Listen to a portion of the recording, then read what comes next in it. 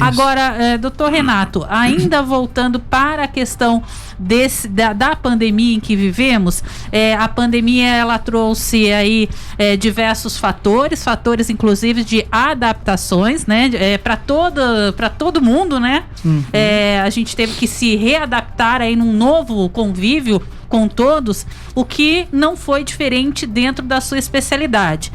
Eu pergunto, dentro da geriatria, eu vejo e analiso que seja muito interessante a consulta presencial do idoso, mas já há aí uma viabilização ou uma flexibilização de uma telemedicina dentro da geriatria. Você acha que é importante, que é possível fazer isso, uma vez que o idoso requer uma atenção um pouco maior e até mesmo uma proximidade, mas é possível a telemedicina atender tão especialmente o idoso quanto presencialmente?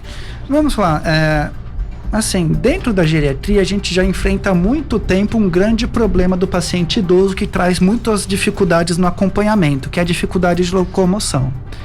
Então nós temos uma população geriátrica grande de acamados, que possuem restrição de mobilidade, que às vezes só saem de casa de cadeira de rodas ou com algum dispositivo e tudo mais.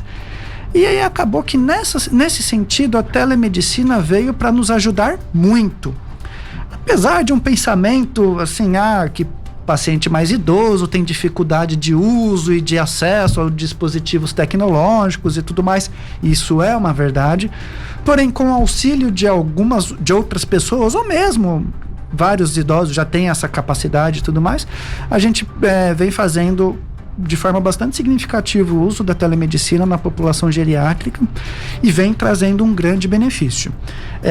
Realmente eu acredito que talvez um acompanhamento misto seja o ideal, ou seja, talvez alternando consultas presenciais, visitas domiciliares com a telemedicina, mas assim, eu acho que apesar, mesmo meio contraditório até, uma das especialidades que mais se beneficia da telemedicina hoje em dia, por conta dessas características do próprio paciente.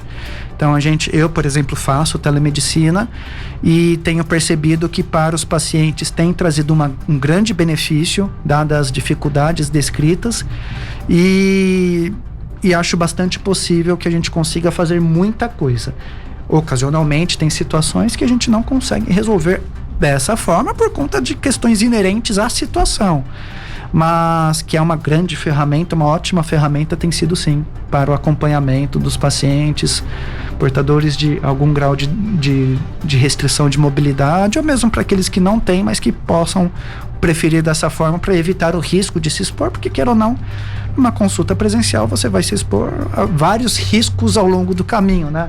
No transporte, dependendo de se você for transporte público, numa recepção, que é uma coisa... Mas é importante também ter aí uma primeira consulta, seja ela em qual especialidade for, até mesmo para uma anamnese ali do paciente, e dali para frente é possível, né, de tempos em tempos ir conduzindo toda aquela situação, né, mediante a cada paciente que tenha ido lá, né? Exatamente. Realmente, que nem eu comentei, eu acredito que o sistema misto de presencial / teleconsulta seja o ideal.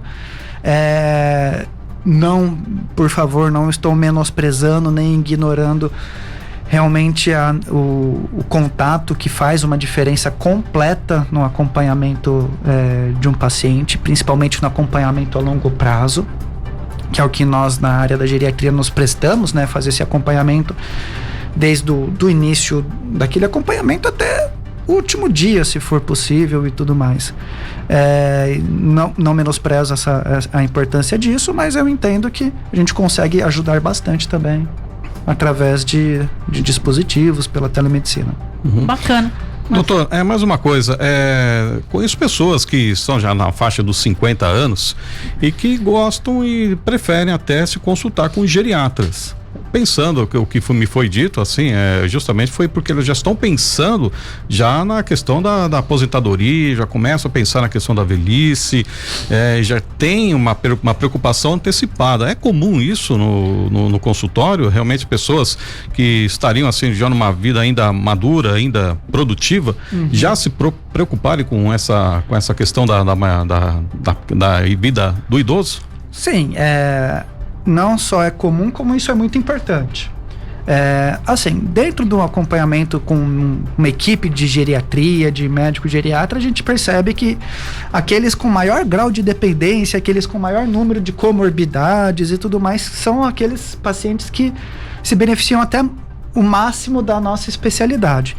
Porém, realmente, dentro desse nosso contexto e do pensamento da área da geriatria, de fazer a promoção da saúde, de fazer organizações e fazer definições futuras a respeito de tratamento, a respeito de qualidade de vida e tudo mais, esse pensamento é corretíssimo de pacientes mais jovens que já tentam fazer um acompanhamento e alguma conversa a respeito da velhice.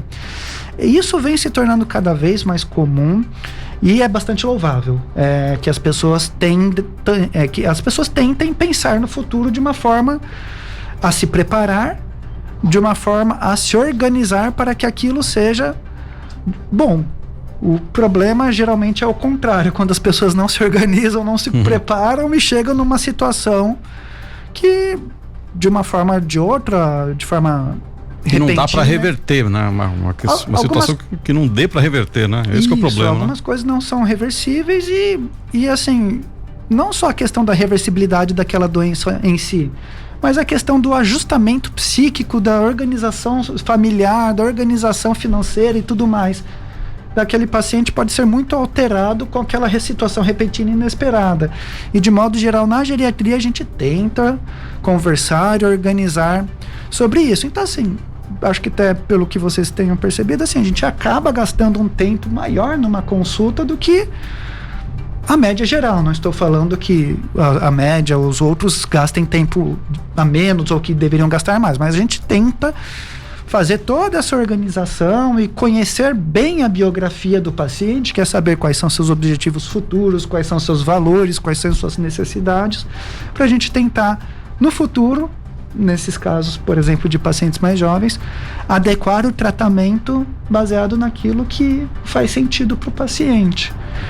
Às vezes a gente faz sentido prolongar a vida por alguns momentos por conta de algumas situações e às vezes, por exemplo, não faz sentido um tratamento que vise, por exemplo, essa situação em pacientes que já talvez estejam bem organizados, que não tenham mais demandas então é uma questão muito individual e realmente quanto mais cedo, mais talvez o paciente vai se expor a esse tipo de pensamento, esse tipo de organização.